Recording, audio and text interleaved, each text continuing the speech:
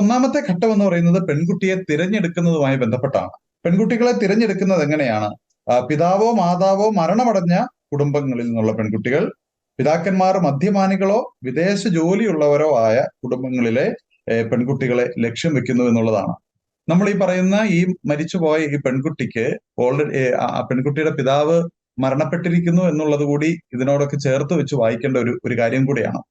രണ്ടാമത്, ഈ സഭയുമായിട്ടോ ഇടവകയുമായോ അകന്നു നിൽക്കുന്നതോ സ്ഥിരമായി പള്ളിയിൽ പോകാത്തതുമായ കുടുംബങ്ങളെ നോട്ടമിടുന്ന കേസുകൾ നമ്മൾ കണ്ടിരുന്നു.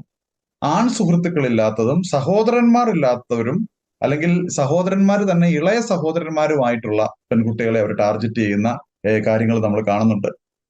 ഈ ടീനേജ് പ്രായത്തിൽ ഇവരെ ആകർഷിക്കാൻ കഴിയുന്ന തരത്തിൽ ഉള്ള സ്നേഹത്തോടു കൂടിയുള്ള ഇടപെടലുകൾ, അവർക്ക് ആവശ്യമായിട്ടുള്ള കാര്യങ്ങളൊക്കെ മേടിച്ചു കൊടുക്കുന്ന, ഗിഫ്റ്റുകൾ കൊടുക്കുന്ന രീതി അവലംബിക്കുന്ന ഒരു രീതി അവര് ഈ കേസുകളിലെല്ലാം നമ്മൾ കണ്ടെത്തിയിട്ടുള്ള കാര്യമാണ്.